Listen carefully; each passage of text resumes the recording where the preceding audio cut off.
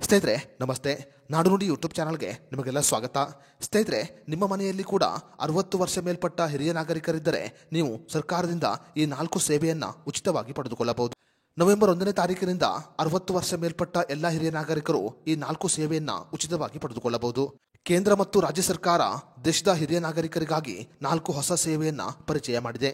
ಹಾಗಾದರೆ 60 ವರ್ಷ ಮೇಲ್ಪಟ್ಟ ಹಿರಿಯ ನಾಗರಿಕರು ನವೆಂಬರ್ 1ನೇ ತಾರೀಕಿನಿಂದ ಯಾವ 4 ಸೇವೆಯನ್ನು ಪಡೆದುಕೊಳ್ಳಬಹುದು ಅನ್ನೋದರ ಬಗ್ಗೆ ಸಂಪೂರ್ಣ ಮಾಹಿತಿಯನ್ನು ಈ ವಿಡಿಯೋದಲ್ಲಿ ನಾವು ನಿಮಗೆ ತಿಳಿಸಿಕೊಡ್ತೀವಿ. ವಿಡಿಯೋ ತುಂಬ ಇನ್ಫಾರ್ಮೇಟಿವ್ ಆಗಿದೆ, ಎಲ್ಲೂ ಸ್ಕಿಪ್ ಮಾಡದೆ ನೋಡಿ. ಹಾಗೂ ಈ ಮಾಹಿತಿಯನ್ನು 60 ವರ್ಷ ಮೇಲ್ಪಟ್ಟ ಪ್ರತಿಯೊಬ್ಬ ಹಿರಿಯ ನಾಗರಿಕರಿಗೆ ಶೇರ್ ಮಾಡಿ. ಸ್ನೇಹಿತರೆ, ಕೇಂದ್ರ ಸರ್ಕಾರ ಈಗ 60 ವರ್ಷದಿಂದ 70 ವರ್ಷಕ್ಕೆ ಆಯುಷ್ಮಾನ್ ಭಾರತ್ ಯೋಜನೆಯನ್ನು ವಿಸ್ತರಣೆ ಮಾಡಿದೆ. ಇನ್ನು ಮುಂದೆ 70 ವರ್ಷ ಮೇಲ್ಪಟ್ಟವರು ಕೂಡ ಆಯುಷ್ಮಾನ್ ಭಾರತ್ ಯೋಜನೆ ಅಡಿಯಲ್ಲಿ ಉಚಿತವಾಗಿ 5 ಲಕ್ಷ ರೂಪಾಯಿವರೆಗೆ ಚಿಕಿತ್ಸೆಯನ್ನು ಪಡೆದುಕೊಳ್ಳಬಹುದು. ಕೇಂದ್ರ ಸರ್ಕಾರ ಈಗ ಹಿರಿಯ ನಾಗರಿಕರಿಗಾಗಿ ಆಯುಷ್ಮಾನ್ ಭಾರತ್ ವಯೋವಂದನ ಯೋಜನೆಯನ್ನ ದೇಶಾದ್ಯಂತ ವಿಸ್ತರಣೆ ಮಾಡಿದೆ. ಆಯುಷ್ಮಾನ್ ಭಾರತ್ ವಯೋವಂದನ ಯೋಜನೆ ಅಡಿಯಲ್ಲಿ 70 ವರ್ಷ ಮೇಲ್ಪಟ್ಟ ಎಲ್ಲ ಹಿರಿಯ ನಾಗರಿಕರು ಇನ್ನು ಮುಂದೆ 5 ಲಕ್ಷ ರೂಪಾಯಿವರೆಗೆ ಉಚಿತವಾಗಿ ಆರೋಗ್ಯ ಚಿಕಿತ್ಸೆಯನ್ನ ಪಡೆದುಕೊಳ್ಳಬಹುದು. ಇನ್ನು ಎರಡನೇದಾಗಿ 60 ವರ್ಷ ಮೇಲ್ಪಟ್ಟವರು ಬ್ಯಾಂಕುಗಳಲ್ಲಿ ತ್ವರಿತವಾಗಿ ಸೇವೆಯನ್ನ ಪಡೆದುಕೊಳ್ಳಬಹುದು. ತ್ವರಿತ ಬ್ಯಾಂಕಿಂಗ್ ಸೇವೆಗಳು ಹಿರಿಯ ನಾಗರಿಕರಿಗೆ ಸಿಗಬೇಕು ಅನ್ನುವ ಕಾರಣಕ್ಕೆ ಈಗ ಕೇಂದ್ರ ಸರ್ಕಾರ ಹೊಸ ಸೇವೆಯನ್ನ ಜಾರಿಗೆ ತರಲು ಮುಂದಾಗಿದೆ. ಹೊಸ ಸೇವೆಯ ಅಡಿಯಲ್ಲಿ ಬ್ಯಾಂಕುಗಳಲ್ಲಿ ಹಿರಿಯ ನಾಗರಿಕರು ತ್ವರಿತವಾಗಿ ಸೇವೆಯನ್ನ ಪಡೆದುಕೊಳ್ಳಬಹುದು.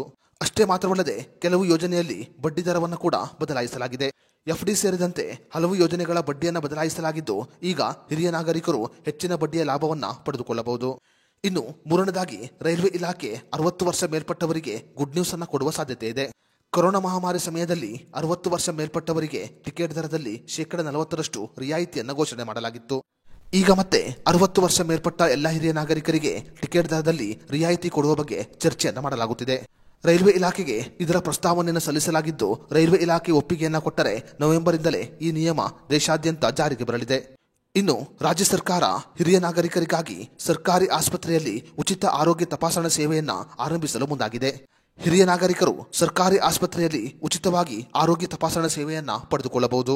ಹಿರಿಯ ನಾಗರಿಕರ ಆರೋಗ್ಯವನ್ನ ಕಾಪಾಡುವ ಉದ್ದೇಶದಿಂದ ನವೆಂಬರ್ 1ರಿಂದ ದೇಶಾದ್ಯಂತ ಈ ಯೋಜನೆಯನ್ನ ಜಾರಿಗೆ ತರಲು ಮುಂದಾಗಿದೆ.